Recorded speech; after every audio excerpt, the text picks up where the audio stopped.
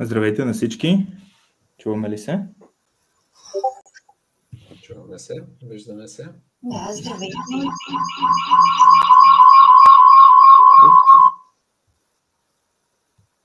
Сега.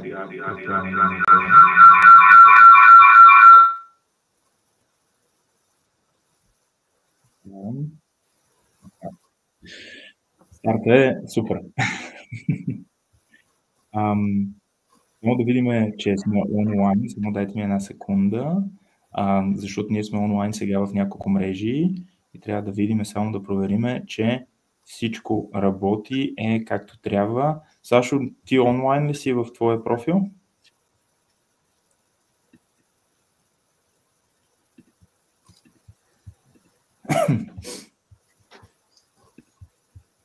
Само ги проверяваме и ще започнем. Имаме 5 човека, които ни гледат. От Александър Дяков, твоя YouTube и Facebook. Окей. Ами мисля, че мога да стартираме и вече ще проверим детайлите как работят. Първо, добре дошли на абсолютно всички. Ние днес ще изпробваме една абсолютно нова система, как да стримваме, така че ако имате някакви проблеми или въпроси, можете задавайте ги в коментарите, които виждате отдолу на лайва в Facebook и в YouTube. И също така и в Instagram, защото и там стримаме в момента. Първо искам да представя нашия гостенин днеска, Деница. Здрасти, Дени. Искаш ли да кажеш няколко думи за тебе и ние вече ще продължим с отварянето на епизода. Здравейте, много благодаря за поканата. Това всъщност ми е първо участие и се надявам да успея да съм полезна за хората, които ми гледат. Казвам се Деница Чавдарова и съм управител и собственик на 3D Forma, фирма, която се занимава с проектиране на сгради, интериори и фасадни решения. И с нашия екип се занимаваме с инвестиционни проекти. Последните години по-специално жилищно строителство, къщи, хотели и всякакви от този тип проекти. Така че характерно за нас е, че сме сравнително дигитална компания, т.е. повечето ни услуги са изцяло онлайн и имаме обекти из цялата страна, включително и много наши клиенти са извън нея. Така че накратко това е нашата дейност. Да. Супер, Дени, благодаря ти. Добър вечер от мен, аз съм Дани Кълчешков. Дени, разкажи ни малко повече как стартира, кога беше и така, може би да навлезеш в детайла на някои от твоите любими проекти. Всъщност стартирах още когато бях втори курс, като със съпруга ми започнахме да взимаме поръчки онлайн. Имаше едни платформи Upwork и Freelance. Още докато бяхме студенти, работихме, като започнахме да взимаме различни интериори, видеоигри, да правим разни характери и сцени. И горе-долу, още преди дипломирането, последната година 6-ти курс, без да сме много подготвени какво ни очаква, се отворихме собствена фирма. Всъщност никога не сме били някъде при работодател на работа. Директно си започнахме самостоятелна форма на... От началото по-скоро беше опит, не толкова бизнес.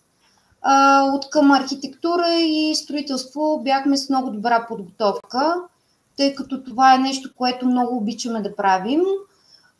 За самото управление на фирма и комуникация с клиенти, така бих казала, че бяха тежки първи години. Към момента мисля, че нещата се отплащат и доста по...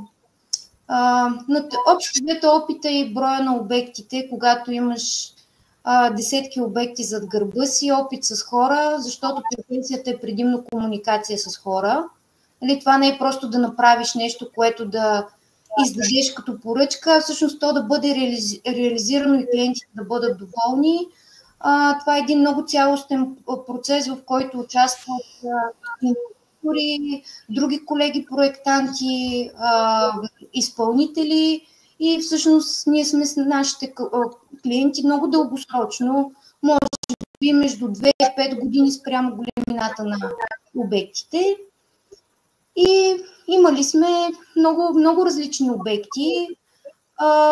Любими обекти напоследък за мен са куполните сгради, които правим.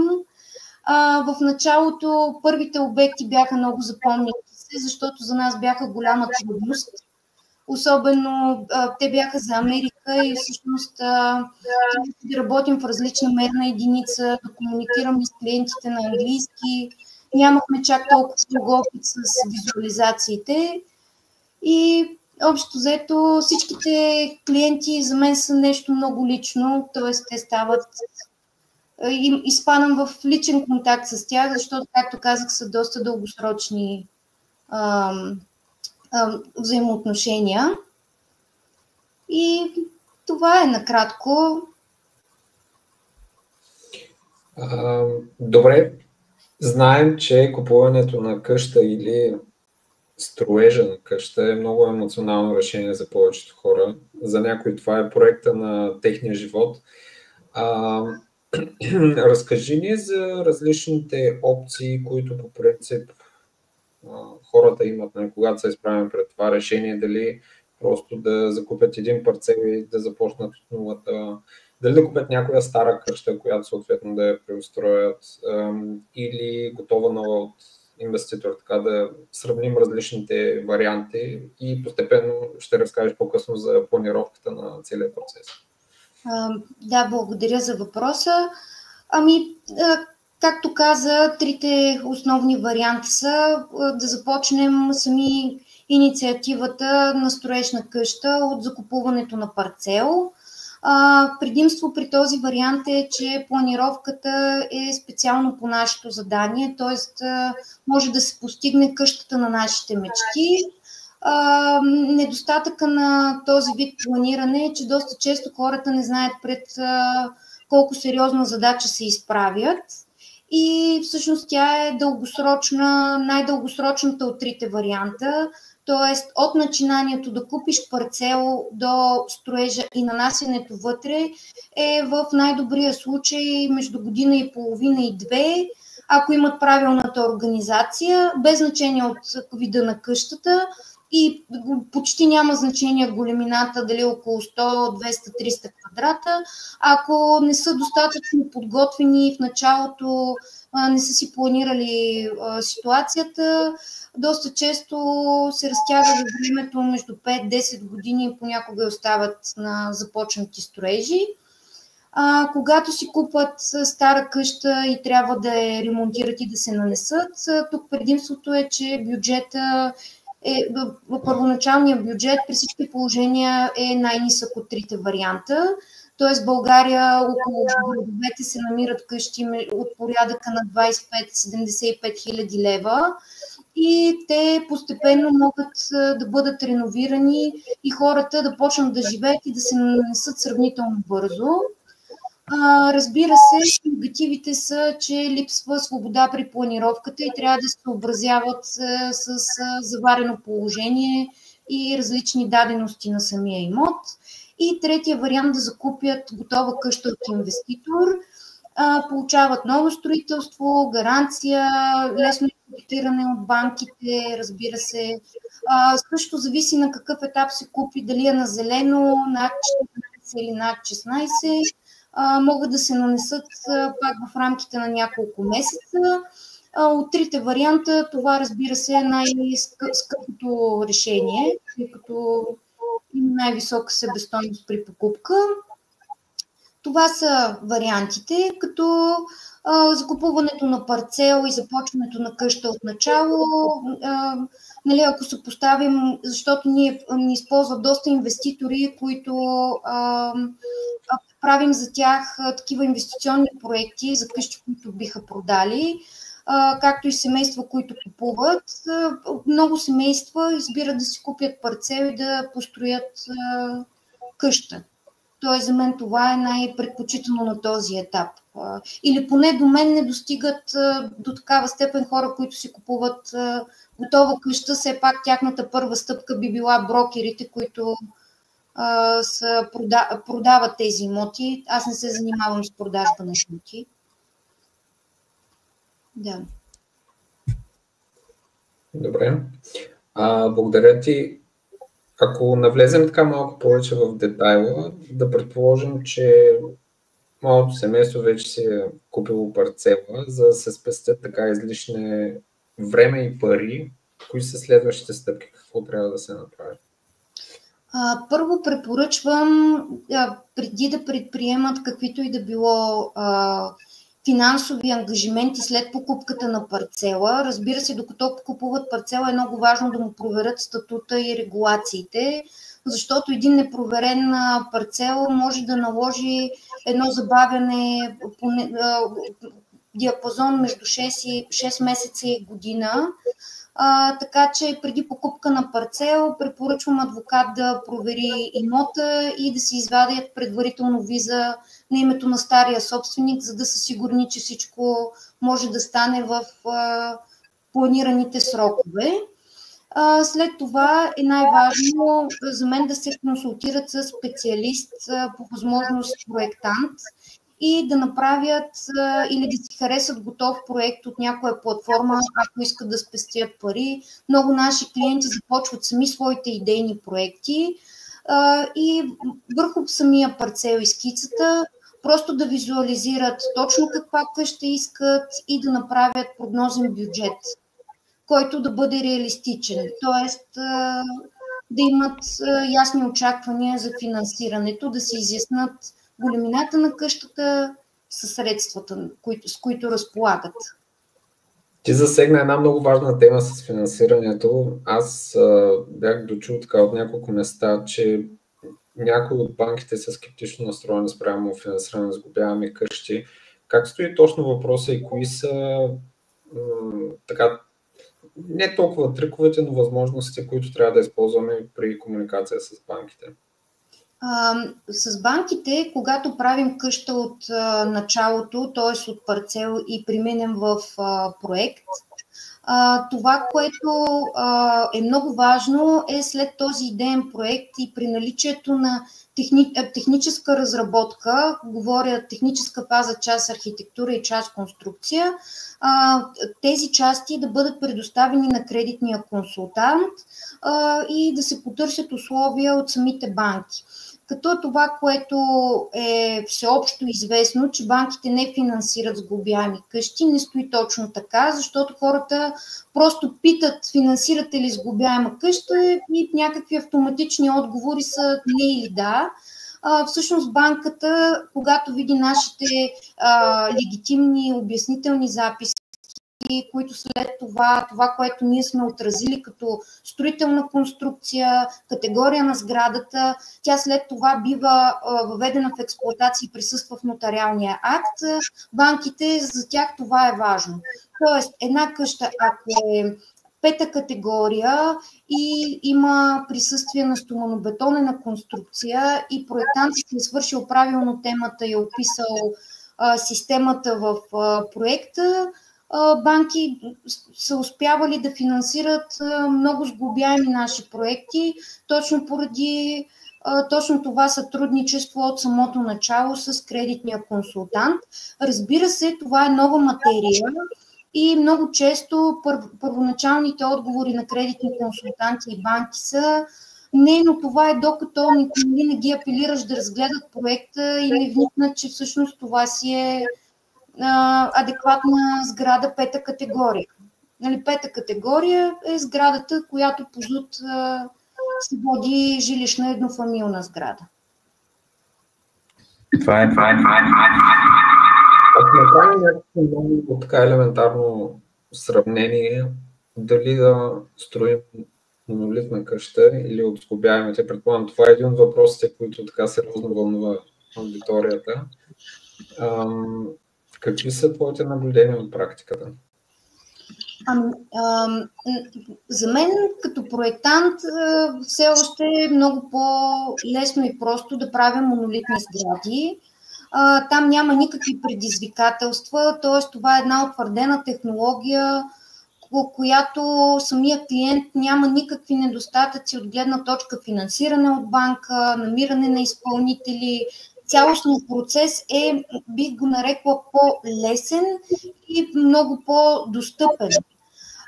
От гледна точка параметри на сградата и показатели, сгоряемите сгради, без значение дали са от дървена или метална конструкция, всъщност е едно бъдеще, което лека по лека би навлезнало и променило строителния сектор, защото за инвестицията, която правим, защото съпоставено за мен те са на една и съща себестойност, ако гоним добри характеристики.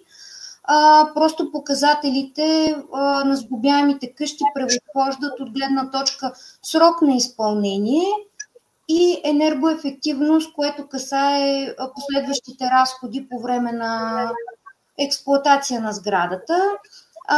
Сега много хора, за жалост, се спират на сглобяеми сгради, защото има много нови строители, които предлагат нискобюджетни такива, но всъщност аз ги наричам временни къщи. Те нямат нужните характеристики, но просто много клиенти от самото начало те просто търсят цената и спират на продукт, в смисъл на сграда, която отговаря на техните очаквания като цена, след което доста често в самия процес на изпълнение, когато са спряли на ефтино решение, биват в ролята на жертва и недоволни клиенти. Тоест, трябва много да внимават в избора, но за мен лично няма значение дали конструкцията е метал, дърво или монолитна, и трите системи имат много предимства и недостатъци. Сега недостатък на монолитното строителство за мен е срока на изпълнение и за да бъде както трябва да се изпълнят нужните технологични срокове за изсъхване на бетона и всичко останало, което много рядко се случва. Това е един от основните параметри, по-бавното строене, което при всички положения във времето ще го прави все по-скъпо, съпоставено с сглобяемото строителство. Това е животът на една такава къща. Може би да сравним метална конструкция и дървена конструкция през сглобяемето. Живота зависи от строителната система и как ще затворим тази конструкция. Ако се направи стандартизирана, дифузно отворена система, която е с необходимите характеристики и отговаря на тестовете, защото реалността е такава, че всяка една сграда, ако искате да отговаря на своята гаранция, тя след нейния строеж трябва да бъде тествана. И ако тя е направена както трябва да бъде, сглобяемите сгради не отстъпват на монолитното строителство. По българските закони 10 години е гаранцията, която дава строител. Това касае довършителните работи, 50 години е конструкцията. Реално, ако е правилно изпълнена технологията на сградите, самата сграда тя е много по-дълголетна, както са старите къщи, просто с частични козметични ремонти, било то на фасада, подмяна на покривно покритие. Тоест покритията, според мен, не е реалистично да очакваме да са над 30 години, ако не са някакви много скъпи. Повечето са с ниска експлоатация. А ефтините сглобяеми сгради, нашата страна се напълни с такива, за жалост, според мен нямат повече от 10 години живот. Тоест те почват едни гнилостни процеси и като цяло нещата ще са необратими, т.е. ще видим тепърва отражението на цената, когато е избирана от самото начало. Леле. Дени, това е супер интересно. Ние започнахме този епизод доста набързо. Искам да направя един бърз интро и на хората, които ни случат вече, защото сме 35 и се покачваме. Първо искам да кажа, че ние правиме тест на тази нова платформа, да стримваме лайв в YouTube, в Facebook, в няколко страници и затова сме изпратили линк за всички хора в Discord да се включат тук. Съжаляваме, че не можахме да го направим по-рано, но за това ползваме за първ път тази платформа и се надяваме и да се чува и да се вижда много по-добре, защото ще показваме и много снимки. Сега Дени ще ни разкаже за няколко от тези неща, ще продължи да ни разказва. Аз искам само да напомня на хората, които тук що се включиха, днеска за какво си говориме. Деница Чавдарова е наш гост днеска и говориме на темата къщи сглобяеми, къщи умни инвестиции. На практика ще си говориме колко струва да си построиш къща в България. Как да си намериш парцел? Какъв парцел ти трябва? Какви документации трябва? Какъв е процесът от това, твоята мечта да имаш къща и момента, в който тази къща се получава. Така че, моля ви да лайквате и да коментирате. Ако имате въпроси, направо ги задавайте, ние ги виждаме всички и ще имаме специална секция на края на този лайв, където ще отговорим, Деница ще отговори на всички ваши въпроси и ние, разбира се, ще се включваме също. Дени, извинявай за тази малка пауза, но е важно да кажем какво правим в момента. И ние продължаваме с... Аз имам един същност въпрос. Първо, преди да минем обратно към нещата, които сме структурирали. Ти, за тебе, каква къща би си направил? В интерес на истината, ние си имаме вече доста добра къща и не планираме да сменяме нашата локация и дом. Mm-hmm. Така че ние живеем вече в дома, който искаме, за щастие. Евентуално нашето развитие със съпруга ми би било, ако решим да имаме още някакви имоти, но те по-скоро биха били с инвестиционни намерения. Mm-hmm. Хипотетично, както всяка една къща, бихме се я доразвивали и надграждали, т.е. бихме правили някакви подобрения. Mm-hmm. Но от тая гледна точка ние сме в дом, който си представяхме.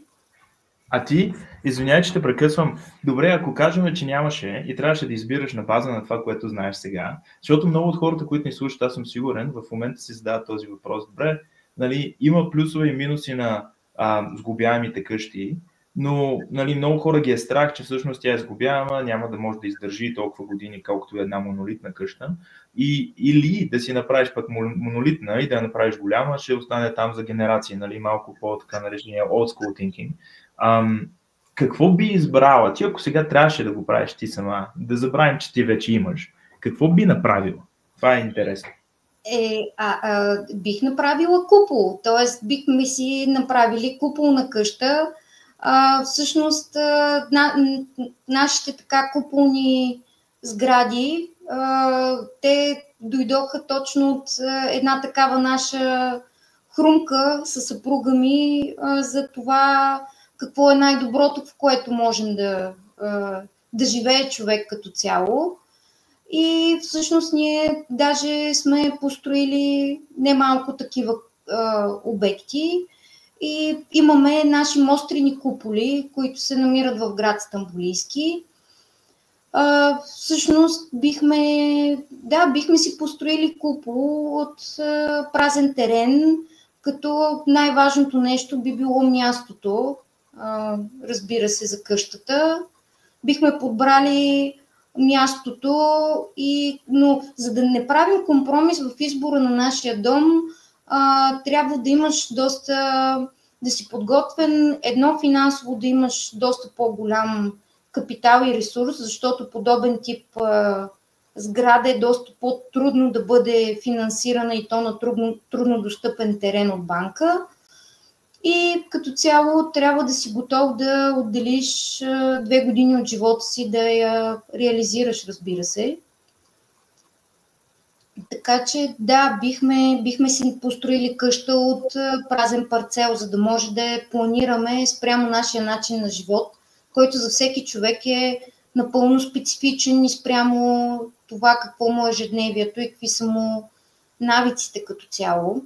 Да. Между другото, аз ти гледах сайта и в момента се опитвам да покажа на хората една снимка.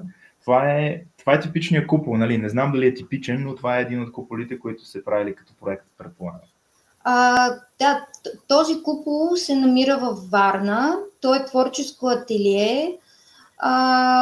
Участвахме с него в сграда на годината миналата година. Клиентката участваше доста активно в избора на дизайни, като цяло тя има, нали, всеки клиент за собствената си къща има огромна намеса в цялостното решение.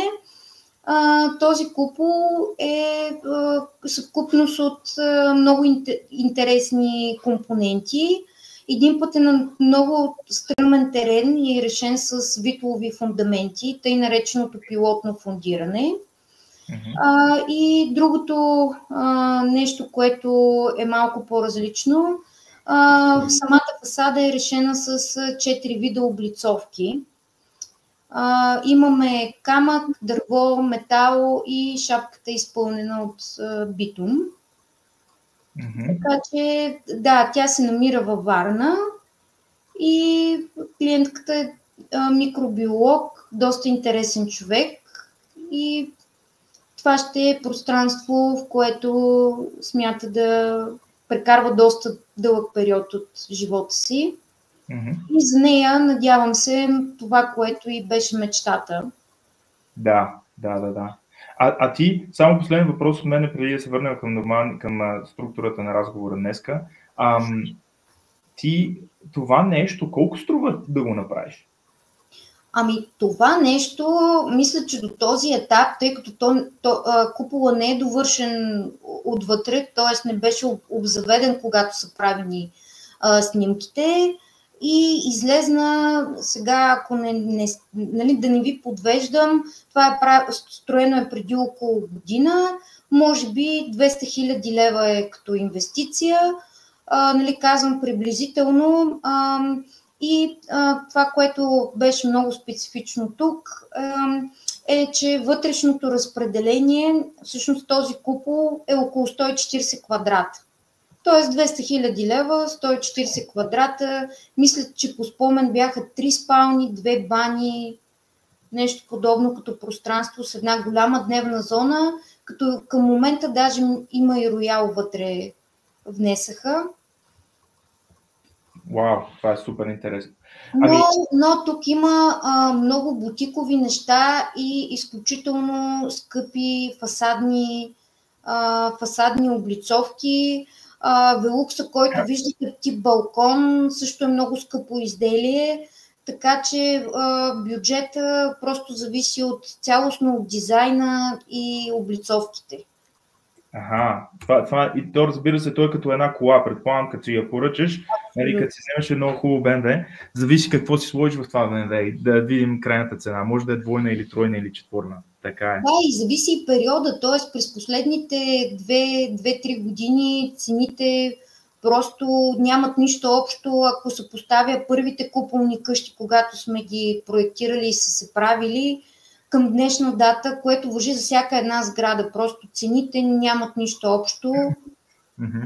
Както и бих споменала, нали, една вметка, докато изготвяте проектната документация и мине цялото съгласуване в общини и така нататък, особено когато беше COVID-пандемията и войната, когато започна в Украйна, цените буквално на клиенти, докато се изчакат разрешителното за строеж на оферти, скочи средно между 50 и 100 хиляди лева за самата изработка на техните къщи. Така че това е много специфична.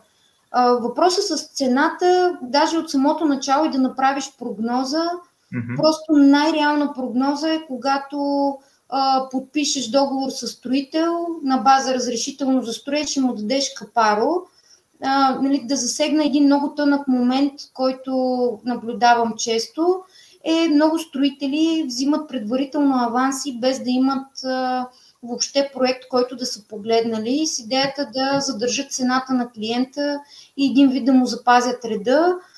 Това също е нереалистично. Много често в тази ситуация, когато се поставят клиентите, те дават някакво капаро сума хикс, но когато получи строителя проект, види детайлите, облицовки и така нататък, минало е примерно година и половина забавяне, той няма как да не преоферира на клиента, защото ще работи изцяло на загуба. Това е, нали, времето е много голям фактор за цената на една сграда. Да, абсолютно. От гледна точка на бюджета, как се променят цените. Аз, между другото, ти докато говориш, малко смених няколко снимки, защото исках да им покажа на хората как тези куполи изглеждат, преди да преминем към нали, другите топикс.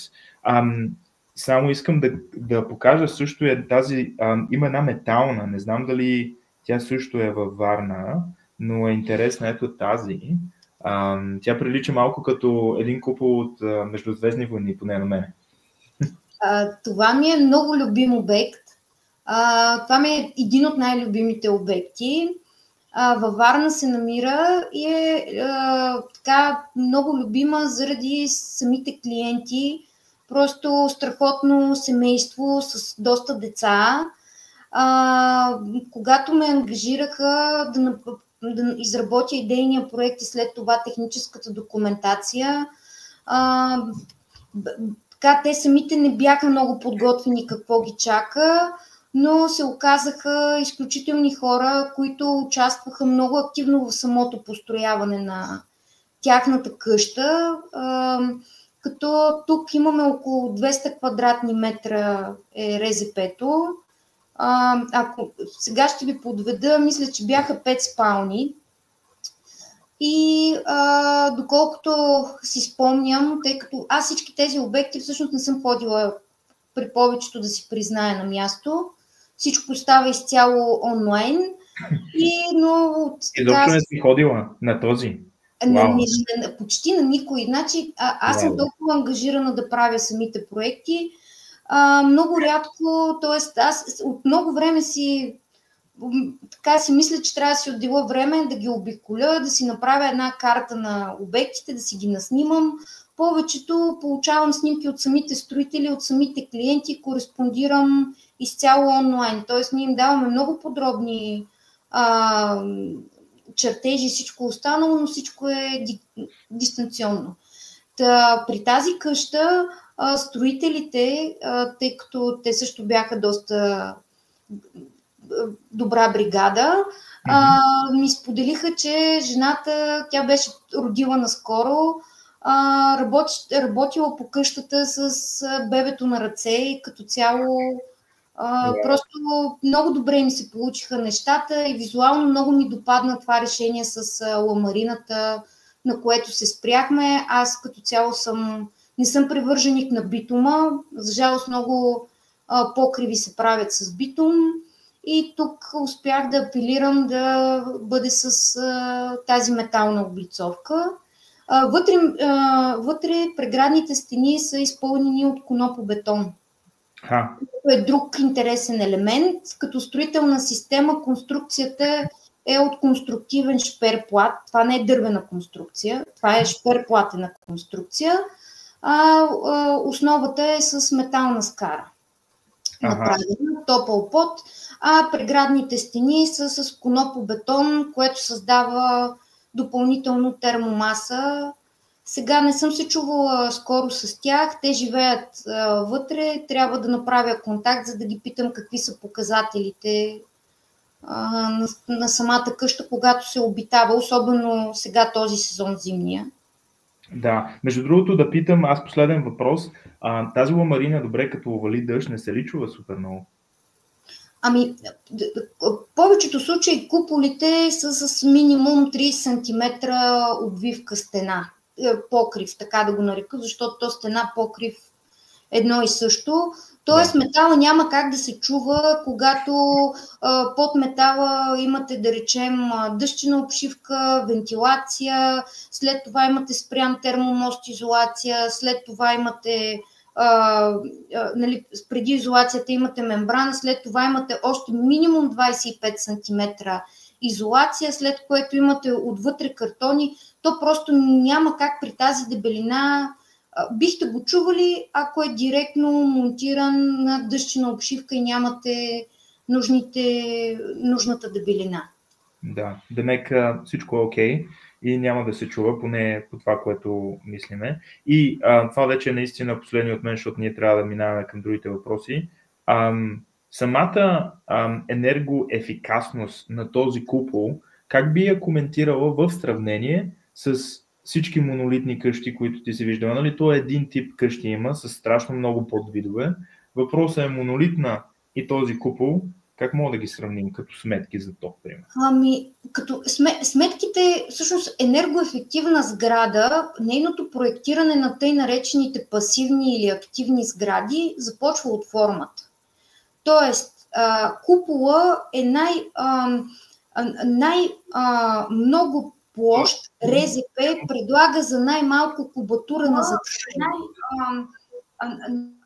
Това е най-основно. Оттам идва енергоефективността на куполната форма. Просто защото, давам пример, 500 квадрата РЗП купол, което ориентировачно е 15,50 диаметър, се затваря също с 500 квадрата затваряща повърхност. Ако съпоставим с една, без значение дали е монолитна или сглобяема сграда с квадратна форма, там имате между 30 и 40% повече повърхнини.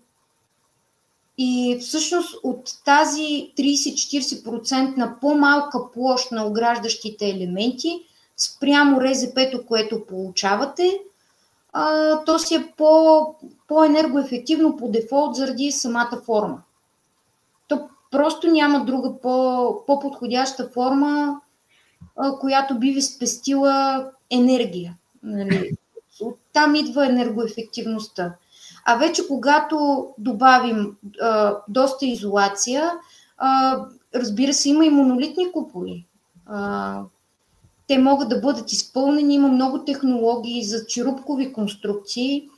Те също съпоставено с нормална сграда пак ще бъдат по-енергоефективни, просто защото са кръгли. Да. Това е много интересно, между другото, защото това е супер енергоспестящо. Между другото, вече имаме няколко въпроса от Facebook. Искам да задам един от тях и направо ще го покажа тук в нашия лайв. Тази куполна къща във Варна монолитна ли е или е сглобяема? Сглобяема. Както казах, основата е метална конструкция с вата пълнеж. Конструкцията е изработена от брезов шперплат на модули, които са с разкрой 1,20 на 1,20 горе-долу полетата, за да са приспособими към почти всички видове плоскости, и вътре отново е сглобяема дървена конструкция, но там пълнеже е конопобетон заради термомасата. И срока горе-долу, да уточня на конкретно последната къща, като пример във Варна, мисля, че за едно лято, около 3 месеца, хората успяха да я монтират, като огромно участие на самите възложители, и мъжа и жената просто участваха много активно в строежа. Да, демек, тук има доста лична част на нещата, който трябва да го покажем. Ако нямаше тази лична част, демек те не се бяха включили, трябваше да наемат някой, цената ще да е различна, предполагам. Да, значи ние от самото проектиране, всички клиенти, едно аз им казвам винаги ориентировачно колко струва. Тоест всеки проект, след като видят идейните картинки на разпределение, на визия на къща, получават прогнозно КСС, което е остойностено. И е остойностено на база текущи пазарни цени, след което, ако имат желание, бюджета се обсъжда или ще трябва да изберат човек, който ще се захване с процеса и ще си платят необходимата цена, за да не са ангажирани, просто ще следят дали им се строи къщата. А ако искат да спестят, трябва да се подготвят за това да са част от целия строеж, от циркулацията на документи, от закупуването на материали, организацията, включително и физически да монтират много от нещата сами. Супер, аз имам един въпрос към тебе. Те хубаво си говорим. Тези къщи, ти как съветваш да се правят? В смисъл, нека спорим за парцелите. Дали ние да купим парцел, който няма абсолютно никаква постройка върху него, или да купим стара къща, след което да кажем, да я съборим, образно казано, и да изградим на ново куполна къща или преносима къща или микс между тези двете. Кое е по-доброто за тебе, като твоя опит до сега с клиенти, с които си работила? Да уточня, втория вариант, стара къща, много неизгодно идва нейното събаряне. Тоест, ако закупувате стара къща, бих препоръчала тя да е в такова състояние, че да може да бъде ремонтирана и да можете да се нанесете бързо да живеете там. Предимството на старата къща е, че тя има нужните документи, вие пестите много голям период, който е в проектна документация. Тоест, ако вие купите стара къща, тя вероятно има или търпимост, или имала проектна документация, имате нотариален акт, в него всичко е отразено, имате партиди, ток, вода, всичко ви е на място, както трябва да бъде. Ако решите да купите, както е примера, който виждате, това е една къща, която е закупена на прекрасно място. Тази къща, всъщност, тя без проектна документация да бъде направена в вида, в който я искат клиентите, просто е нереалистично.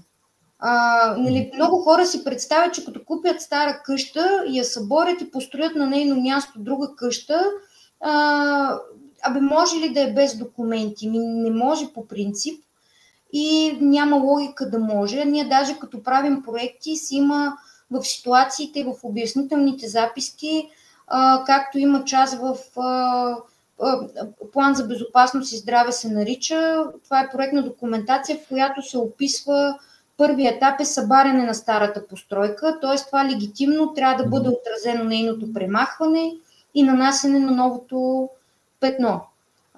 Така че старата къща не означава липса на документация, ако ще я събаряме и ще строим. Това е по-скоро сте си купили на много хубаво място постройка, която в този случай ще съхраним дебелия каменен зид. Нищо друго не може да бъде запазено. Съответно, това семейство трябва да направи пълна проектна документация, от вадене на виза, да мине през целия процес, както като си закупил парцела от празния имот. Да, аз точно ще да попитам дали ако пред мен е възможността да закупя парцел, дали трябва да премина през абсолютно същата процедура, все едно строя монолитна къща, или има малко по-специфичен режим на регулация? Начин на регулация бих казала, че в урегулиран подземен имот по-приемливото решение, по-лекото документално са тъй наречените преместваеми обекти, които минават с схема за поставяне, архитектура и конструктивна част, която се води конструктивен паспорт на изделието, нарича се изделие, и това са тъй наречените мобилни къщи. Това е къща, която е поставена, но това реално не се водят къщи. Това ви е със статут на творческо ателие или подслон за природни бедствия. Предимството е, че като внесете тези три неща, които спомена, схема за поставяне, архитектура и конструктивен паспорт, вие приключвате с документацията, общината ви издават документ за търпимост. Оттам вие може би ще ви го дадат безсрочно, срочно за 5 години или за 10 години. След това вие просто строите това, което сте направили по проект. Абсолютно нямате ангажимент с това вие да актувате, да имате надзорна фирма, строителна фирма да внасяте. Т.е. лишени сте от всякакви документи и разбира се от немалко финансови ангажименти от към проектна документация. Негативното на тази улекотена процедура е това, че вие нямате право на адресна регистрация в подобен имот. Това не е пета категория сграда, разбира се. Тя не се води жилищна сграда и тока, ако не си го пуснете предварително за сондажно обслужване или за осветление по ограда, тока при всички положения ще ви е промишлен, което го прави 3 пъти по-скъп. Това са недостатъците на преместваемия обект. Много преместваеми обекти са често срещани по Черноморието. Тоест всички неща, които 90% от случаите ми поръчват за българското Черноморие, като цяло за резервати, са преместваеми обекти. Заради леките процедури. Просто там в повечето случаи така се преминава проектната документация. Предполагам, тези преместваеми обекти не се финансират от банката или... Не, значи те са единствено могат с потребителски кредити, оборотни кредити, като цяло ограниченията там са чисто финансови, т.е. от банка, доколкото съм чувала, до 75 000 лева е възможно такова финансиране или ипотекираш друг имот, разбира се. Това, ако е твой парцела и си измислил добре преместваемия обект, далеч не означава, че той ще е с по-ниско качество. Тук говорим, че пестите време в документация, което прави сградата ви по-конкурентна като първоначална себестойност, защото просто по-бързичко ще я построите, няма да изчакате 6-7 месеца и строителя да актуализира цената на строежа. И другото предимство е, че ако решите да го продадете, вече е въпрос на договорки. Не може да му търсите пазарна цена като къща, която е с нотариален акт със статут на жилищна сграда, защото това е основание бъдещите купувачи да се договарят, че това не е масивна постройка. Да, напълно съм съгласен с теб. Между другото, само да се върнем на предишната тема за куполните къщи, че има въпрос в Фейсбук. Искам да ти го задам, защото е важен. Не знам дали към теб адресиран или към твоите клиенти, но защо се предпочита куполна къща вместо традиционна правоъгълна или квадратна къща с прави форми?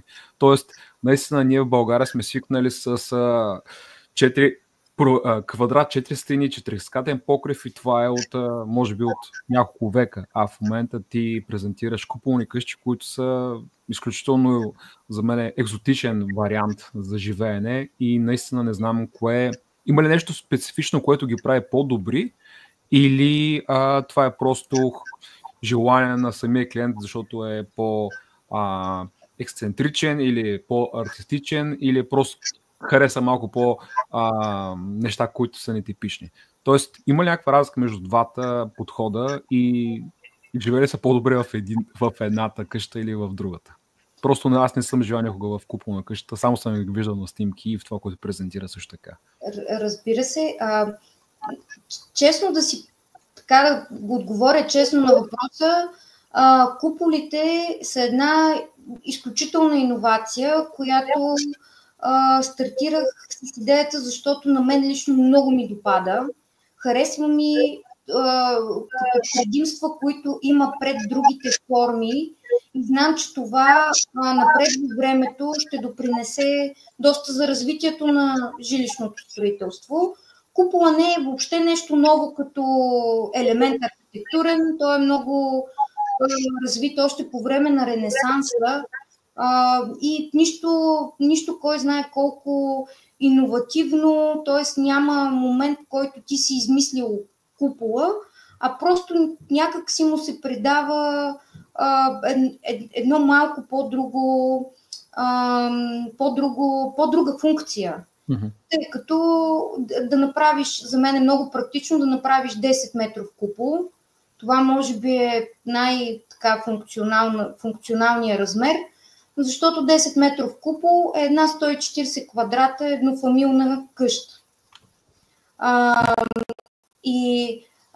От гледна точка клиенти, за жалост, тъй като хората, които са пионери в България с куполното строителство, куполното проектиране, повечето хора имаме огромно желание да правим куполи и го правим не толкова за изкарване на средства, то е ясно, че идеята за бъдеще да ти е част от бизнеса и по възможност само куполи да се правят, но това е нещо, което ти му даваш, за да има клиенти, както всеки нов продукт, му се дава добра цена, гледаш да е високо качеството и това, което не ми хареса, едно, че бяха големи трудности тези обекти, е, че много голяма част от клиентите избират купола, защото виждат някаква първоначално изведена по-ниска себестойност, което прави много големи проблеми по време на самия строеж,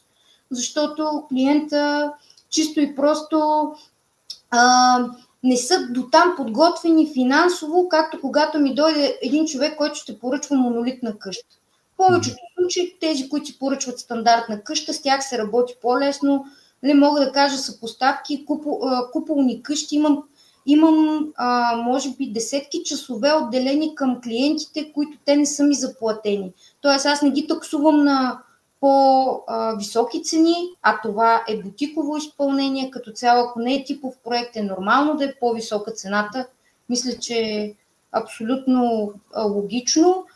В повечето случаи ти даваш буквално ниска цена, почваш да работиш по един обект, който в средата си се случват някакви проблеми от чисто финансово естество, защото клиента много често е избрал купол за свой дом не защото е качество, не защото му харесва толкова, а просто защото му харесва цената, която е получил от производители.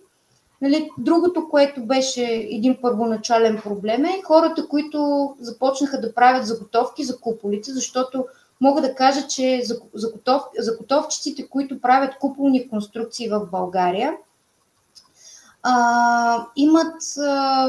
имат много добра организация и куполите са може би първите сгради, които са по-иновативно заготвени в фабрични производства. Тоест, повечето сглобяеми сгради са едропанелни на стени или цели елементи. Това, което е представено картинка, е конструкция Добросфера. Тя идва в 2 европалета и се сглобява в рамките на един ден, тази конструкция. И конструкция, като и чуят цената, то конструкцията е, да речем, едни 15 до 20% от целия строеж и те купуват примерно конструкцията и после с един вид, въпреки че ти си им казал кое колко ще струва, така че съм имала доста проблеми с куполни клиенти и като цяло много работа, а всъщност да правиш нормални сгради е далеч по-печелившо и по-спокойно, просто сигурна е работата при да хванеш, примерно да направиш една апартаментна сграда, правиш 100 апартамента или 30 апартамента, ще ги направиш там за 2-3 седмици, инвеститора ще те разбран, ще може да водиш съвсем друг диалог с тази ситуация. Ясно. Да те питам въпрос, когато ти каза европалети, сглобяемите къщи, като цяло, нека да се насочим към строителните системи и приветствам също така хората, които имат въпроси да ги пишат в Facebook или в YouTube. Моят личен въпрос към теб е кои са системите, образно казвам, дали това са метални, дървени или някаква друга форма хибридни постройки и въпросът ми е, те също така идват ли в европалети? На място ли се сглобяват, както каза куполната къща? И ако мога да задам така въпроса, има ли по-добра версия на сглобявана къща? Дървена, метална, кое е по-доброто и най-вече с кое трябва и не трябва да правим компромис, когато си говорим за сглобявани къщи? Зависи от изпълнителя и това, кой ти е пратил клиента. В последните години сме станали проектанти за много производства и фирми, които всяка една от тях има специфично производство. Тоест, всяка една от тях има определени сечение материали, с които работи, стените са им различни дебелини, различни облицовки и много зависи как те е намерил клиент. Тоест дали клиента ме е потърсил директно в сайта и иска първо проект и после търсим изпълнител, трябва ние да му препоръчаме изпълнител, или от дадено производство съм получила поръчката. Защото когато работиш дългосрочно с конкретен производител, той ти му правиш загуби, ако му разместваш неговата утвърдена строителна система. Той си е уговорил материала, сметнал си е количествата, в повечето случаи издърпал някакъв аванс на клиента предварително, подписал е някакви договори и когато си в тази ситуация, строител да ти даде клиента, до някаква степен ти си буквално етиката налага ти да заложиш неговата строителна система. За щастие, аз имам много сериозни принципи от към качество на сградите. Имала съм възможност да поемам поръчки, които са един вид да си затворя очите за доста нискокачествени неща, но аз искам да изградя нещо, което е дългосрочно във времето и съм преценила, че някой ако прави неща, които не са с адекватно качество, директно си казвам на клиента и съм отказвала много поръчки, като например получавала съм много запитвания да правим проектна документация на вносни сглобяеми турски къщи, които са от сандвич панели, почти без никаква конструкция, метална. Това е един много така разпространен пример в момента за България. Когато получа запитване за подобно нещо, директно отговора е не, тъй като клиентът, разбира се, той си е търсил цената, строителя му е дал ниската цена. Нали, не мисля, че в случая има някой подведен, намираме се в свободни пазари, той може да се информира, но е решил да не го направи. Така че това, което зависи от мен, тъй като и съм нещо като водя се в ролята на главен проектант на обекта, аз имам морална и етична отговорност към клиента да го информирам и да следя за неговото качество. Така че нямам никакъв интерес, даже по-скоро бих изпаднала в конфликт с изпълнител, отколкото да наруша неговите права с нещо, което ще компрометира, защото на края на изпълнението на сградата проектантите въвеждаме в експлоатация това, което се е случило и то трябва да отговаря на нашите чертежи и строителна система, която сме направили по проект.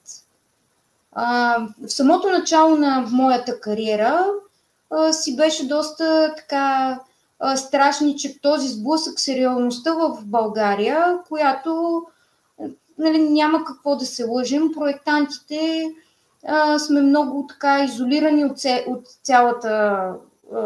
цялата страна, т.е. ние не се водим експертите на сградата, ами по-скоро сме хора, които трябва да следват нуждите на строителя. Много често мнението за нас е, че ние просто правим проекти за разрешително за строеж.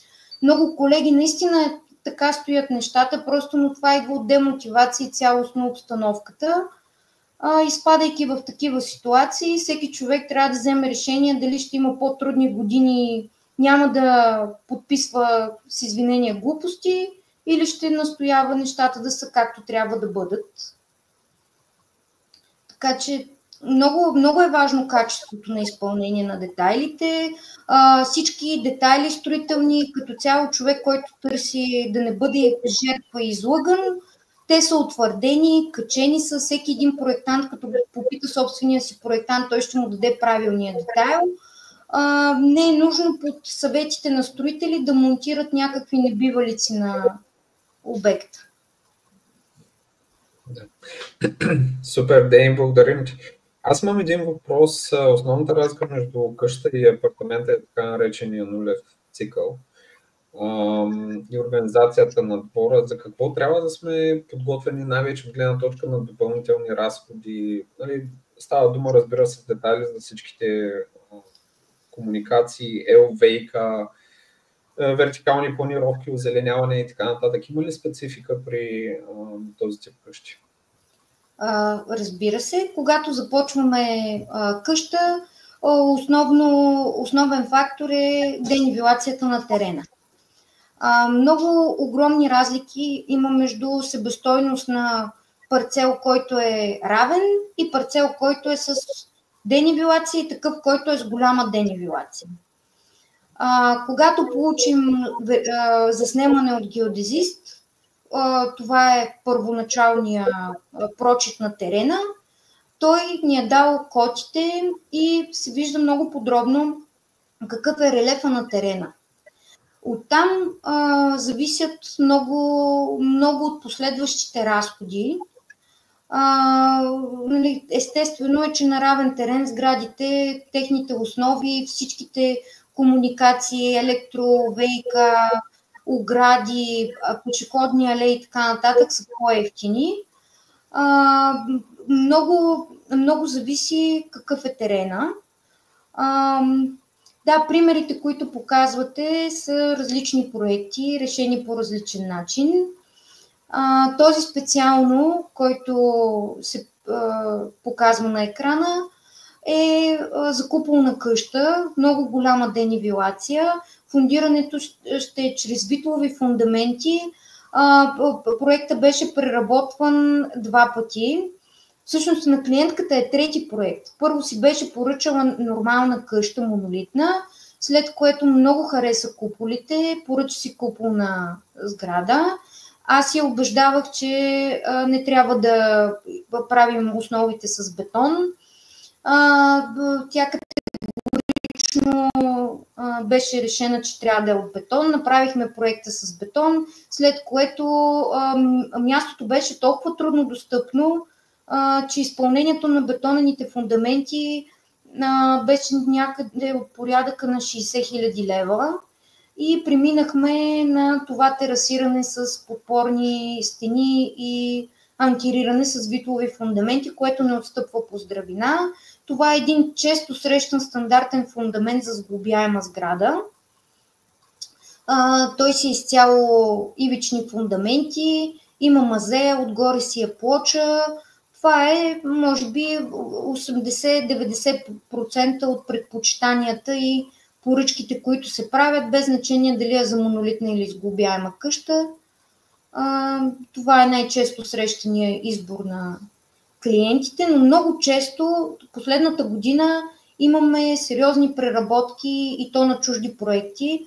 Тоест идват хора, които просто като вземат оферти за изпълнението на фундаментите, оградата и всички комуникации, се налага едно цялостно преосмислене на терена, на основите, с цел да се редуцират немалко разходи. Така че едно правилно залагане на ситуацията и основите може да спести на клиента още на този етап между 10 и 35 хиляди лева със сигурност. Са такива цифрите, може и по-високи да са. Просто ако подцените проекта и неговото измислене не толкова като техническа документация, разрешително за строеж, честно казано, всеки екип може да извади. Въпросът е, че това, което е да се изразя нарисувано в проекта, то трябва да бъде спазено. И когато проектанта не е отделил времето или няма достатъчно опит на терен и няма достатъчно обекти зад гърба си да ги прецени тези неща, най-честата ситуация е проектантите просто прескачат тези етапи заради заплащането, което е в страната на нашия сектор. За жалост, това е реалната причина.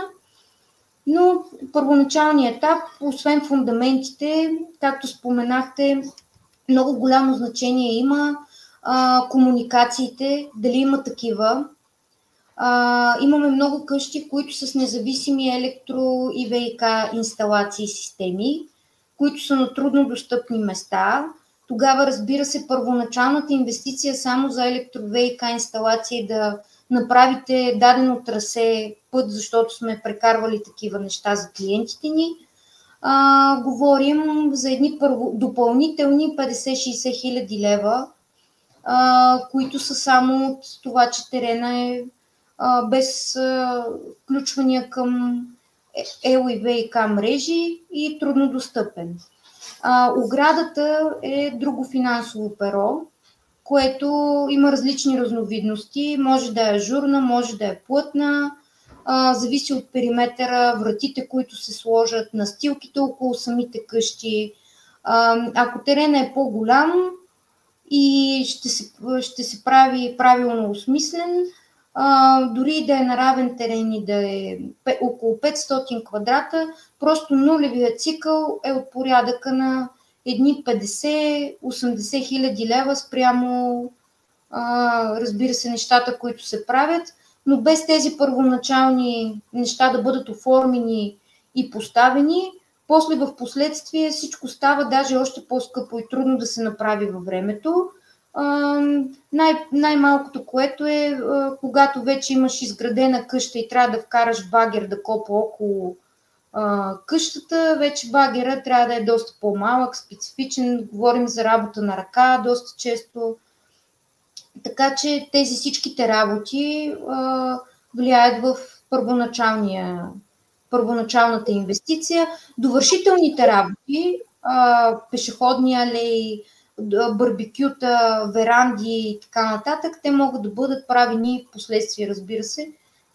Клиентите, това, което ми прави впечатление, много подценяват тези поръчки, т.е. много често поръчват, да речем, къщата с веранда, а верандата, дори да е някаква дървена пергола, отпред да има декинг, това вече натоварва бюджета не с малко. Една веранда от порядъка на няколко хиляди лева да се изгради.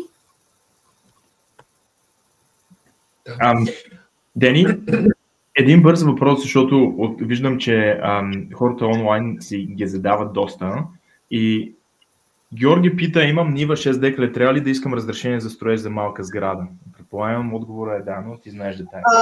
Когато е земеделска земя, имаме такива сгради. Вариантите са два. Или правите ПУП, което трябва да обърнете в регулация или 6 декара, или част от тези 6 декара. Тази процедура ще ви отнеме около година до 2.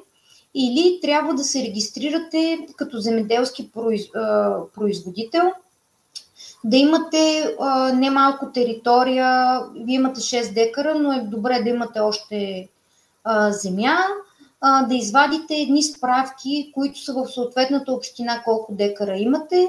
На база тези справки общината ви издава виза за проектиране на селскостопанска постройка, която може и да е за обитаване. Т.е. земеделец има право да живее в селскостопанска постройка.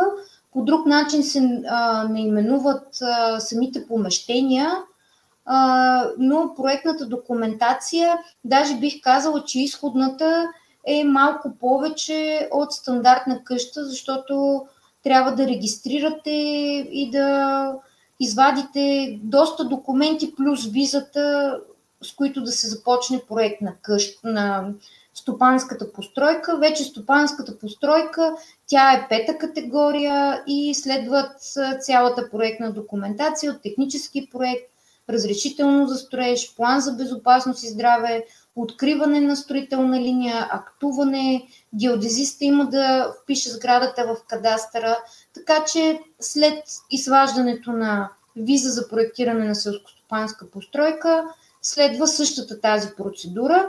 В такива земеделски земи отскоро нямаме право да правим преместваеми обекти. Има и друг вариант, който хората напоследък правят и проектираме и такъв тип къщи, да го нарека. Това са мобилни каравани на шасита с регистрация в КАТ. Това са тъй наречените tiny house, малки къщички. Те може да са две, които се свързват, ако ви трябва нещо по-голямо, или една, която е двуетажна. Това, което се прави е подбирате производител, който да ви изработи къщата върху шаси и се купува такова ремарке, което има регистрация в КАТ, но тогава тя трябва да бъде проектирана и съобразена реално да отговаря на тези условия да е каравана. Добре, Дени, как стои въпрос с строителите?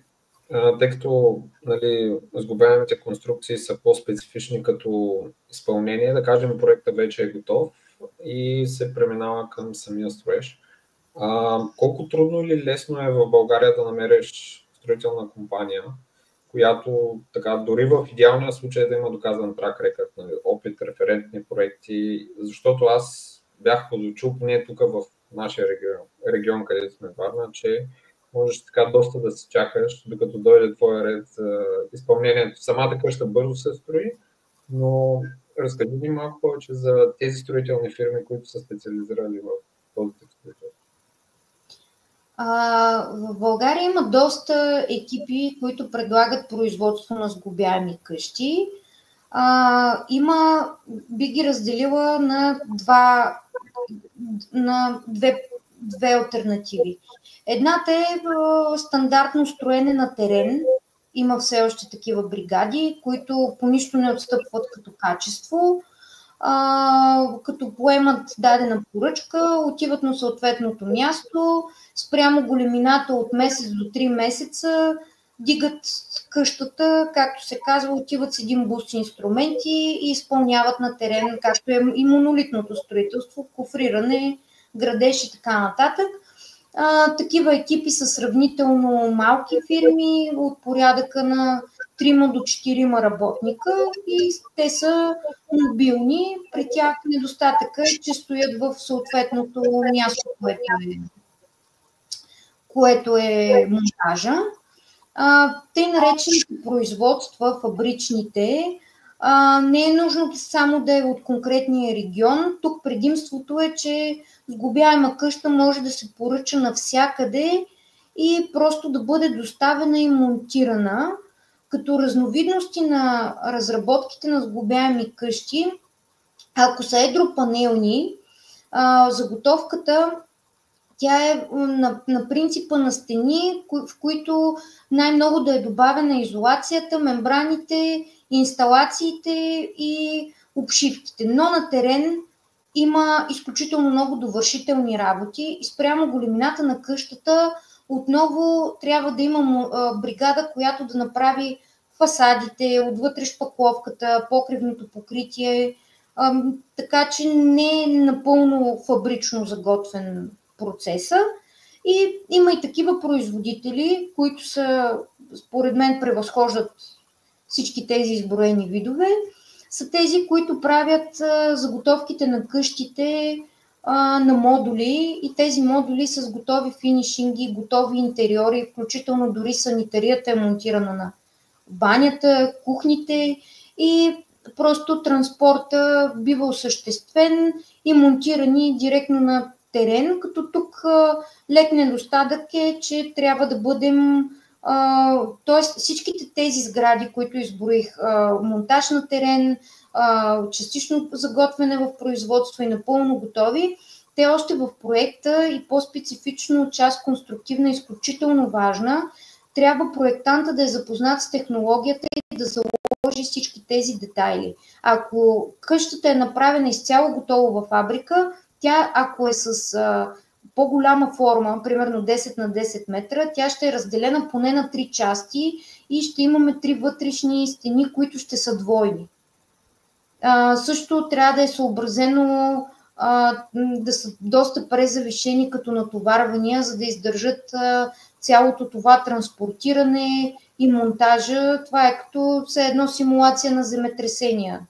Представете си какво е за една готова къща, вътре да е измазана, шпаклована с настилките, да я хвана един кран и да я постави на съответното място. Тоест това трябва да са доста усилени тези конструкции, за да понесат това нещо. Тоест гарантирана ви е здравината на къщата.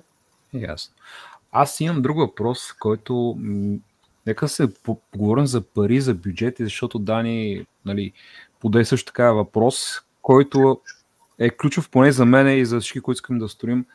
Как може да направим бюджета предварително, да сме сигурни, че няма да объркаме нещо със сметките веднъж? Тоест, ти помагаш за изграждане на бюджетите. Как успявам да изградим обаче реалистичен бюджет, който да сме сигурни в рамките на 6-12 месеца, че няма да има голям преразход или дори да сме си точно на бюджета. Това реално погледнато ти го изграждаш на база на твой опит, или т.е. ти го изграждаш сама или си ти с проект, с конструктора, с геодезиста, с всичките и строителя изграждаш някаква образно пакетна цена, която сте успявате да гарантирате, че тя няма да се промени. Това е ключово нещо, което ме интересува. И какви са основните грешки, които правят хората, дали са инвеститори или купувачи, които искат да живеят за себе си, кои са основните грешки, които правят от финансова гледна точка, когато решат да правят временно построяеми къщи? Дали ще бъдат дървени, дали ще бъдат метал, няма никакво значение. Чисто от бюджетна гледна точка и прогностика на разходите ме интересува мене. Разбира се. В началото, когато просто бях добър архитект, но не успявах да менежирам всички тези процеси, така нямах достатъчно опит с прогнозирането и, както споменах на няколко пъти, докато се случва даден обект, се получават конфликти в средата на обекта или нещо се разминава между себестойност. И за да избегна тези неща и да оптимизирам качеството и процеса, правим прогнозна себестойност общо взето 4 пъти. На 4 етапа се случва това нещо. Първият етап е когато финализираме идейния проект. Идейният проект, когато клиентът е видял визията на къщата, разпределенията, коментирали сме какво очаква като строителна система и енергоефективни показатели изолация, тогава той, като си получи файла с чертежите, получава и примерна количествена сметка с ориентировачен бюджет, който правя на база пазарни текущи цени. Той не е разбит подробно, т.е. имаме фундаменти, имаме външни стени, подове, покрив, брой врати, дограма, коминни тела, всичко това е сумирано, но то е ориентировачно и отдолу пише винаги между 15 и 20% непредвидени разходи от гледна точка промяна на проекта и период. В момента, в който завършим техническа фаза архитектура, проекта, тъй като ние работим малко по-различно, самите проекти ги работим в тъй наречения BIM модел. Това е още като го проектираме, залагаме тези детайли, които са триизмерно, залагаме детайлите, които сме коментирали с клиентите. И последно време разработихме, т.е. колега, част от моя екип, разработи така, че софтуера да вади много подробно разбити количества пак на тези етапи, но просто са точни, както се казва, всеки един материал е изброен, неговата себестойност е пазарна изброена и са изключително подробно разписани таблици, които вече непредвидените падат с примерно стига до 5 до 10%, като това отклонение касае единствено срок, нали, за издаване на разрешително за строеж.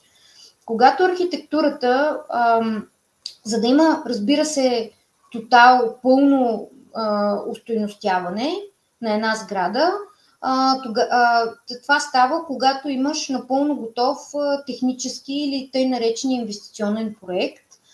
Това е когато тази архитектура е пратена на инженер-конструктор, геодезист да одобри вертикалната планировка, която сме заложили като терен, електропроектант, ВИК проектант, енергоефективност и ако случайно общината поиска другите части. Въпросът е, че от тези части всеки един специалист вече той има количествена сметка, която бива също устойностявана. Т.е. електроинсталацията има количествена, ВиК има, инженера си е дал подробно бетона, дървения материал и така нататък. Като пак казвам, нашия процес е такъв, че изключително много работим за автоматизацията и това тия неща, нали, да не присъства човешкия фактор като грешка, а по-скоро каквото направиш на компютъра почти автоматизирано да вади съответната себестойност. Така че когато се издаде техническия проект, едно има количествени сметки, които са точни, и другото, което е, много апелирам клиентите да разглеждат своите проекти. Това, което забелязваме, че най-големи проблеми и недоразумения стават от това, че клиентите просто, ти може да си им дал, защото ние винаги, освен на хартиен носител, давам такъв линк, в който съм подредила всичките документи, всичките части, файлове, имат екселските таблици. Просто те трябва да се информират и да си разгледат проекта много подробно. Разбира се, това е огромна част от контрола на бюджета, да знаеш какво строиш. Тогава получават след техническия проект по-финална оферта, която е изключително близка до реалната. Могат да подпишат договор с изпълнител. Тази оферта напълно вероятно да се запази и докато чакат разрешителното за строеж, особено ако е сглобяема къща, тя да почне да се произвежда. Сроковете много често, даже при сглобяемите сгради, се съчетават между проектирането и производството. Друго нещо, което вече тотално редуцира непредвидените разходи и организацията на изпълнението, това е частта план за безопасност и здраве. Тази част много често се възприема като една задължителна документация, но всъщност тя има един линеен график, който линеен график, ако бъде изработен правилно по самия проект и количества, той дава много точно периода на изпълнение, броя на работници и клиента, освен че може да контролира себестойността, той може да прогнозира във времето кое кога бива изпълнено. Когато имате напълно адекватен технически проект и присъстват тези цени, себестойности, работни графици, линейни, няма как да имате непредвидени разходи. Да си призная, съм имала, когато не съм имала опит и просто съм правила нещо без да знам какво правя. Когато човек, в момента като видя дадено нещо, просто всичко за секунди виждам колко ще струва. Тоест, то си е като вградено. Няма как да... Просто броя на обектите и най-вече и грешките, то грешките учат най-много, те ти дават това да нямаш това перо непредвидени. Дени, това е абсолютно вярно и това, между другото, е също вярно и при нас. Инвеститорите, нали, като гледаме и правим fix and flip или БРР или правим която и да е имотна стратегия, опита, той ти показва всъщност как цифрите работят, математиката работи в най-добрия смисъл. Това съм сигурен, нали, това и ти казваш. Трябва да внимаваш във всеки един аспект и компонентите на това какво е да имаш къща, да я построиш тази къща и да имаш финанси за тази къща, а не просто да имаш една мечта, която да имаш къща. Аз искам леко да адресирам някои от въпросите, които дойдоха в Facebook, имаме и в YouTube, между другото. Но преди това искам да кажа на всички хора, преди да прочета някои от тези въпроси, задавайте си въпросите, защото има не много време, времето напредва, вече е 9:20 в България, така че ако имате още въпроси, дайте да зададем още няколко, защото няма да може да продължим супер много с самия лайв. И Дени няма и много време днеска, така че давайте въпросите си. Аз искам първо да задам този от Любо. Казвате, че продължителността на сглобяемите къщи е по-малко от тази на монолитните. На какво се дължи това? Какво може да се развали на една сглобяема къща и след това да стане? Може ли да бъде поправено, сменено и да и се удължи експлоатационния период? Също така казахте, че цената на сглобяене на монолитни къщи е идентична. от много строители съм чул, че сглобяването са плюс-минус 30% по-евтини. Сега, това е един много дълъг въпрос, Дени, аз ще оставя на теб да и прецениш кое първо да отговориш. Сега, това е много правилно анализирана ситуация. Отстрани точно така изглежда. За мен сглобяема къща, за да има, както казах, дълъг живот и тя да е дълголетна, както монолитна къща, тя няма да е 30% по-евтина от монолитна. Тя ще е на същата цена, защото, както казах, живота на сглобяемите къщи зависи от тяхната строителна система, с която обслужвате конструкцията.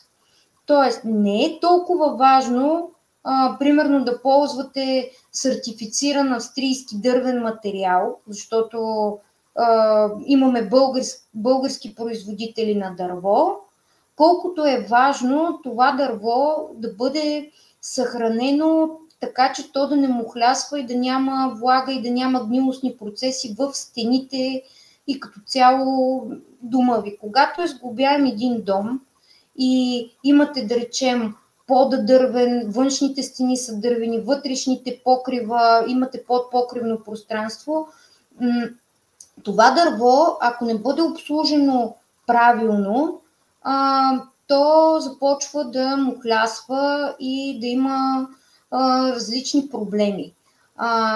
Ако разгледате примери, американските сглобяеми къщи, много от тях е точно това, което казвате, как могат да бъдат ремонтирани.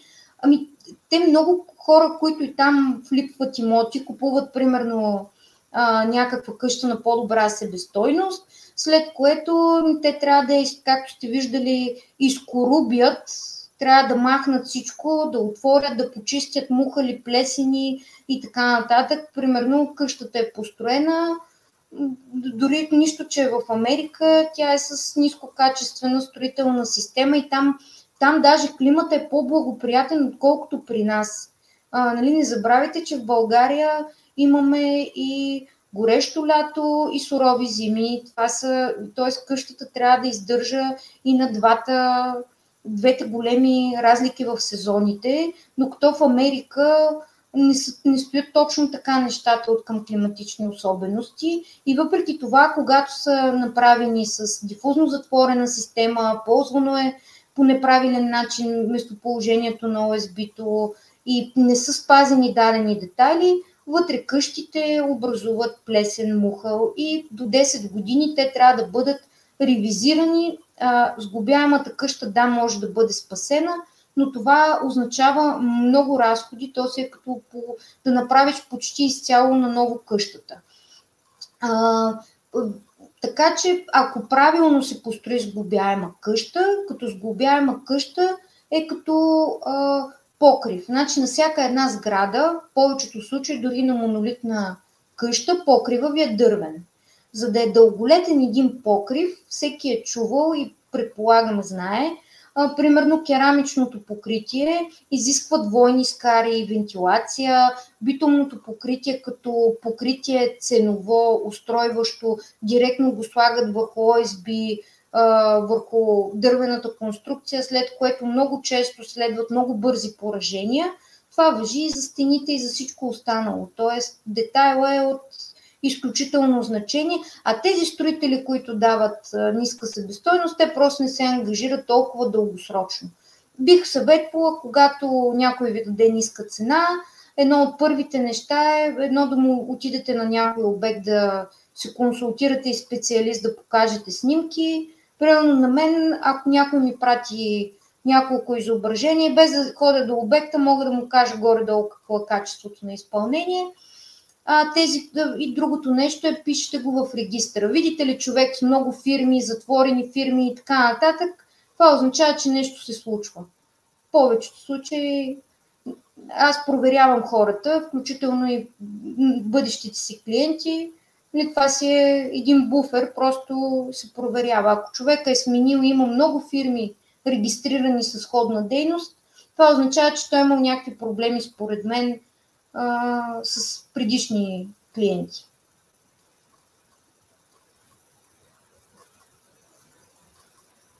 Дани, ти си. Добре, нека да зададем още един въпрос, Дени, от чата. Ралица Танчовски, надявам се правилно да произнасям фамилията, пита, бихте ли коментирали къщите с сламени панели, предимствени недостатъци? Разбира се, ние имаме няколко проекта, които са проектирани с сламени панели. Включително сме ползвали и френските производители и българските производители на панели. Процесът на проектиране е изключително специфичен. Бих казала, че това са едни от най-трудните проекти, които правим от гледна точка времетраене и естество, просто защото ангажираността за сламени панелни къщи, горе-долу, както по куполите, това е нещо много бутиково и специфично. Ние в нашите проекти се стараем заготовките да са като работни проекти и самия проект да е по-висок като себестойност от нормална сглобяема сграда, защото задължително след архитектура колега от нашия екип, който е специално обучаван и подготвен за това, той прави много подробни конструктивни заготовки, които след това правим няколко работни срещи с производителите. Те настройват определени машини, които произвеждат панелите спрямо формата на сградата и там процесът е специфичен. Предимствата са много, т.е. тук говорим за дървена конструкция, която е от сертифицирана дървесина. Тук повечето производители, те няма как да си позволят некалиброван или изметнат дървен материал, просто защото няма как да се получи изработката на панела. Има спрян термомост, тъй като има дистанционери, има намеса в самата конструкция на шперплат. Бих казала, че са изключително здрави и презавишени от към конструкция. Много добри енергоефективни показатели, сламата е компресирана, дебелината на стената, разбира се, прави сградата пасивна. Просто изключително широки са панелите, не могат да бъдат съпоставени с стандартна монолитна къща или с стандартна сглобяема къща. Просто самия панел, като му се сложи вентилация, отвътре се измаже, да речем, с глина, което дава и термомасата, дебелината на стената става от порядъка на 48 см. Нали, представете си какво е 48 см. Огромно нещо. Както казах, те са сложни за проектиране, както куполите. Това е нещо специфично. Като себестойност, напълно нормално и адекватно е да са процентно малко по-скъпи от монолитното и стандартните сглобяеми сгради, но това не се дължи на факта, че строителите си позволяват някаква спекулация, а по-скоро те имат много повече вложен материал и много по-високи енергоефективни параметри. Тоест, монолитното да постигнеш същия резултат, примерно отвън трябва да му сложиш поне 25 см каменна вата висока плътност. След това да се направим да се измазващите процедури на сглобяемото строителство.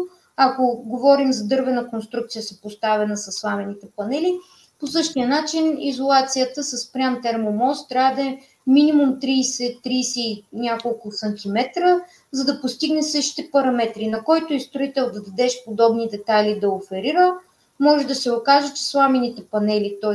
къща с сламени панели, е по-добрата инвестиция като себестойност. Ясно. А ти като каза инвестиция, само хващам за тази твоята дума, кое би препоръчал за строителни инвеститори? Тоест, купуват си имот, да кажем 5-10 декара и решава да прави, може би, къщи.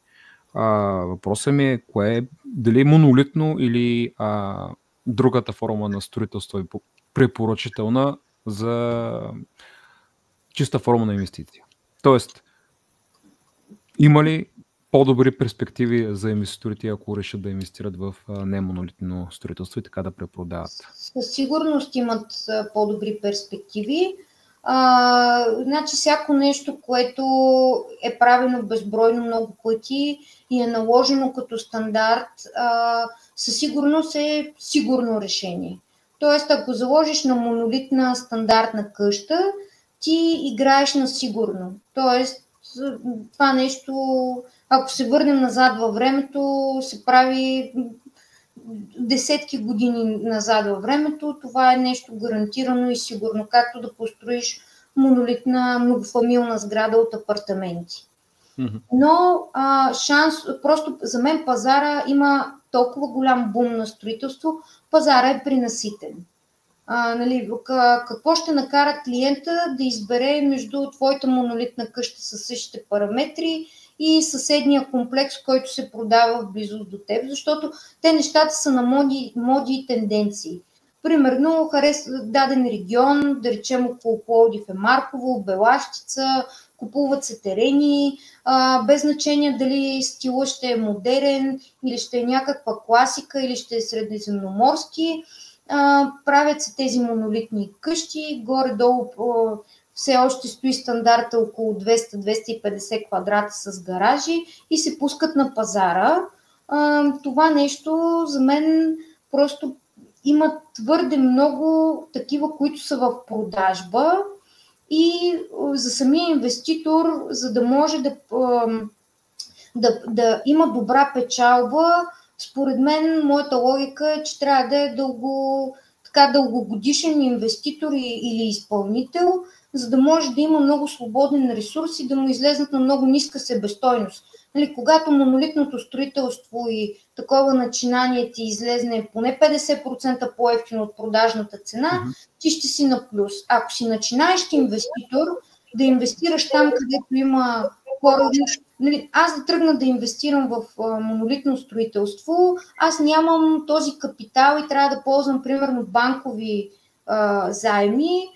Примерно, мои познати инвеститори, те разполагат с капитал, т.е. те просто имат свободни пари от имоти и не им пречи да го правят. И примерно на тях те са изтощени от работа, и като им говориш за нещо, което е по-рисково, и те нямат нужда от пари, така да го нарека, и биха избрали подобен тип строителство. Ако обаче искате да направите неща, които евентуално има по-голям риск и по-сериозни печалби, разбира се, трябва да се потърси нещо, което не се предлага на пазара. Разбира се, хората в началото странно на тези нови интересни неща. В повечето случаи може даже да са демотивиращи, да са вид, какво ще го правиш това и така нататък. Въпросът е, че шансовете за нещо нестандартно, когато е завършено, накрая, когато има резултати, всеки казва вау, ама в началото, като ти се е подигравал, не си признава този момент, който е бил първоначално. Да. Дени, благодаря ти много, тъй като напредваме доста във времето и има още въпроси, които искаме да зададем от социалните медии, така че ще те помоля буквално с по 2-3 изречения да отговаряш. Един от въпросите е доколко е важен за вас екипа от инженери, с които работите, и по какви критерии си ги подбирате. Опитът, извинявам се, ли е по-важен за теб или креативността и желанието на младите да се докажат? Кратък отговор. Много ми е важно човек да е точен. Младите ми е направило впечатление, че имат една нетърпеливост и доста често са заблудени в своите знания. Ако е млад и до човека, ако е млад и има желание да работи и може да променя себе си, добре дошло. Ако обаче е такъв, че си мисли, че е много добър в това, което прави и не подлежи на корекции, той пречи на цялостния процес, така че по-добре е да работиш с хора, които имат някакъв опит и като цяло да уважават на всеки ролята, за да може ти като ръководител на даден процес, като нанесеш корекции, които са минали през други хора, да не губиш време в последваща комуникация. Добре. Александър Деливлаев пита, може ли да се облегчи бюджета чрез собствен труд, строителя да изработи фундамент плюс комуникации, конструкции, покрив, а купувачът, в кавички, да довърши изграждането на стените, конопобетон плюс метална конструкция. Да, намирам това за изключително добър вариант. Едни от впечатляващите и като качество, и като визия, и като резултат, и като цяло клиенти, които сме останали в много добри взаимоотношения, са хора, които са поели инициативата или да строят сами, или както е описал човека, частично да ползва помощта за грубия строеж на други бригади и фирми и да довършат сами. Това е, може би, единствения реален начин да спестиш пари в този процес. Другото е, ще се поставиш в много неизгодни позиции или от към качество, или ще следва да си излъган. Да. Благодаря ти. Тук е момента да призва всички, които имат последни финални въпроси, да пишат в чата, тъй като вече приближаваме своя край. Все пак е неделя вечер, да не го забравяме. Така че, Иво, ако искаш последен въпрос, поне от тези, които за сега са зададени, и после да поемем още максимум един или два и да преминем към финала, тъй като имаме да съобщим още няколко неща за нашата общност. Супер! Много ти благодаря, Дани. Аз искам да задам въпроса на Любо Радев, който казва: хей, кои строители и изпълнители на сглобяеми къщи препоръчвате 2-3 фирми, Дени? И преди да отговориш, наистина имаме време, може би, само за един въпрос от публиката, така че задавайте го в чатовете или в YouTube, или в Facebook, в коментарите под лайва. Той се появи на нас и ще го зададем. Дени, към теб. Това е доста сложно, тъй като бих препоръчала от тези, с които съм работила, DB House, защото ми изглеждат изключително коректен екип, не толкова финансово насочени. Woodcraft, заради иновативния подход, който имат в своето производство, и може би American Timber, защото също така доста сериозно държат на качество, не са бъркали мащаба с качеството до момента. Супер! Много ти благодаря, Дени. Това е една много всеобхватна тема с къщите като цяло, но ние говорим тук и за сглобяемите къщи в по-голям детайл днеска. Дани, ти имаш един-два още въпроса или и тръгваме към приключване, предполагам? Не, мисля, че покрихме така доста аспекти от темата. Със сигурност има още много въпроси, които може да зададем на Дени, но може би, Дени, тук е момента да кажеш как всеки, който има интерес да се свържи с теб, кои са възможностите, телефон, социални медии, имейл и така нататък. Разбира се, имаме сайт, казва се 3D форма архитектура. В него сме се постарали да има качени услугите, цените са описани, има контактни форми за поръчки, описани имейла и в самия сайт има препратки към всички социални мрежи, които използваме. Могат да ни потърсят. Във Facebook има групи, в които съм активна и качвам някакви неща, така че който има нужда от консултация, идеен проект, технически проект, конструктивен, може да ни потърси лесно, просто да напише 3D форма в Google, все ще намери начин да се свържи с нас. Супер, много ти благодаря. Ти си един от, между другото, тук е момента да кажем, ти си един от нашите първи, така наречени, първи гости на Дискорда и членове на Дискорда вече.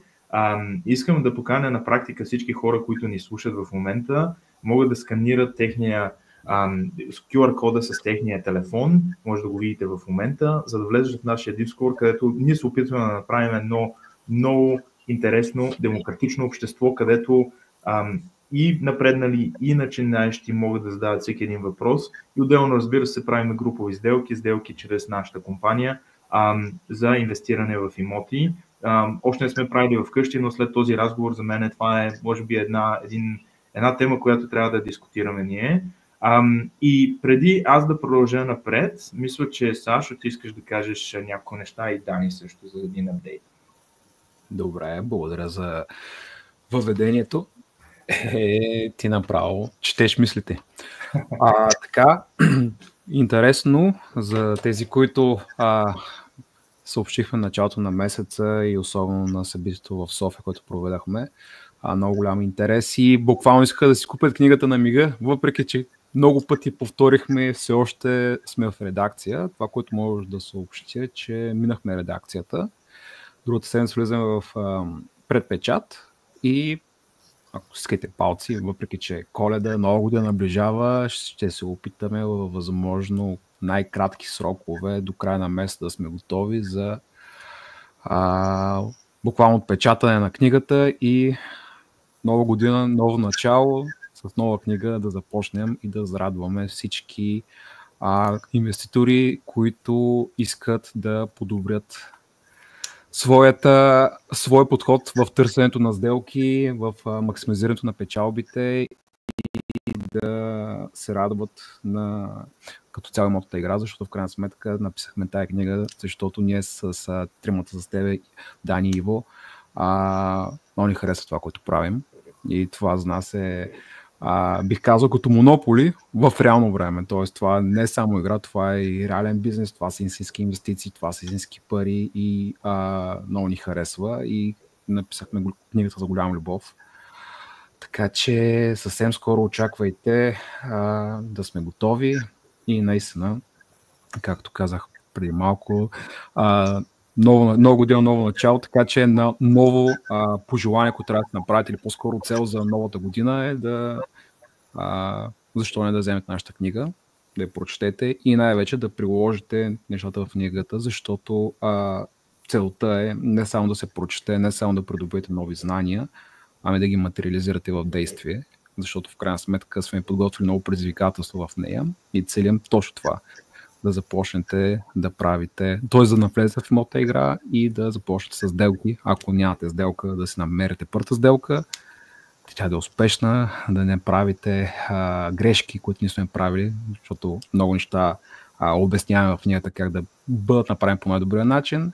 А за онези от вас, които вече имате една или две сделки с гръба си, книгата ще бъде изключително полезна, защото ще ви покаже как да, може би, мащабирате, не може би, а наистина да мащабирате това, което правите и да имате възможност за много повече и по-добри сделки.